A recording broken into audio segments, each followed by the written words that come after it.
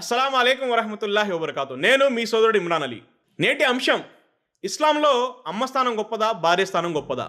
ఇస్లాం ప్రకారం భార్య కంటే చాలా ఎక్కువగా తల్లికి స్థానం ఇవ్వడం జరిగింది. అంటే 3 రెట్లు ఎక్కువగా తల్లికి స్థానం ఇవ్వడం జరిగింది.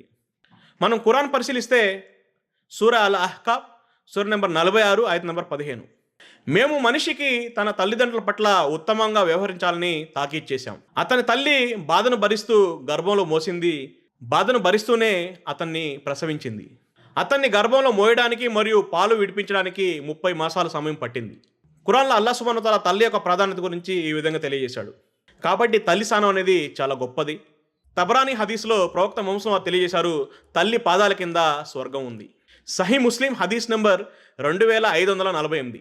హజరత్ అబూ హురైరా రజల్లా వారి ఉల్లేఖనం, ఒక వ్యక్తి ప్రవక్త ముహమ్మద్ వారి వద్దకు వచ్చి, ఓ ప్రవక్త, నా సేవకి హక్కుదారులు ఎవరు అని అడగ్గా, నీ తల్లి అని ప్రవక్త వారు సమాధానం ఇచ్చారు.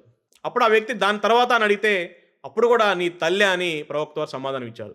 ఆ వ్యక్తి దాని తర్వాత అని 3వసారి అడగ్గా, అప్పుడు కూడా నీ తల్లి అని ప్రవక్త వారు సమాధానం ఇచ్చారు. దాని తర్వాత 4వసారి నీ తండ్రి అని ప్రవక్త వారు సమాధానం ఇచ్చారు.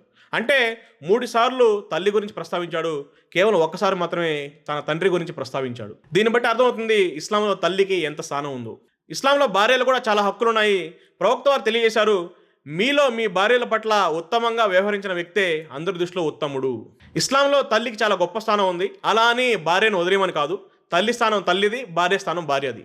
సమాజంలో ఎలా ఉందంటే, ఉంటే తన తల్లి వైపు ఉంటాడు, లేదా తన భార్య వైపు ఉంటాడు. అంటే ఎక్స్ట్రీమిజం. అమ్మ అంటే భారం కాదు, భార్య అంటే బానిస కాదు. కాబట్టి తల్లి స్థానం తల్లిదే, భార్య స్థానం భార్యదే. తల్లిని మంచిగా చూసుకోవాలి, భార్యను కూడా మంచిగా చూసుకోవాలి. కొంతమంది వాళ్ళ భార్యకి ఏదైనా తినిపించాలన్నా, భార్యను ఎక్కడికైనా తీసుకోవాలన్నా, మా అమ్మని అడిగి చేస్తాను, మా అమ్మ చెప్తేనే చేస్తానంటారు. ఇది తప్పు. కొంతమంది భార్య ఇస్తేనే తల్లిదండ్రులు చూస్తారు, తల్లిదండ్రులకు పెడతారు. ఇది కూడా తప్పే. వారిని జోరుకే గులాం అంటారు. మరి కొంతమంది తల్లిదండ్రులను పక్కన పెట్టేసి వాళ్ళని ఓల్డేజ్ హోమ్స్ అని ఈ విధంగా వారిని రోడ్డును పడేస్తుంటారు. అమ్మ తన భర్త కోసం పనిచేస్తుంది, తన పిల్లల కోసం పనిచేస్తుంది, తన మనవళ్ళ కోసం పనిచేస్తుంది. అందరూ రిటైర్ అవుతారు కానీ అమ్మ మాత్రం రిటైర్మెంట్ తీసుకోదు. భార్య తనకు నచ్చినట్లు ఉంటేనే ప్రేమిస్తుంది, కానీ అమ్మ నువ్వు ఎలా ఉన్నా నేను ప్రేమిస్తుంది. కాబట్టి ఇస్లాంలో తల్లి స్థానం చాలా గొప్పది. మీ భార్యను కూడా మంచిగా చూసుకోండి.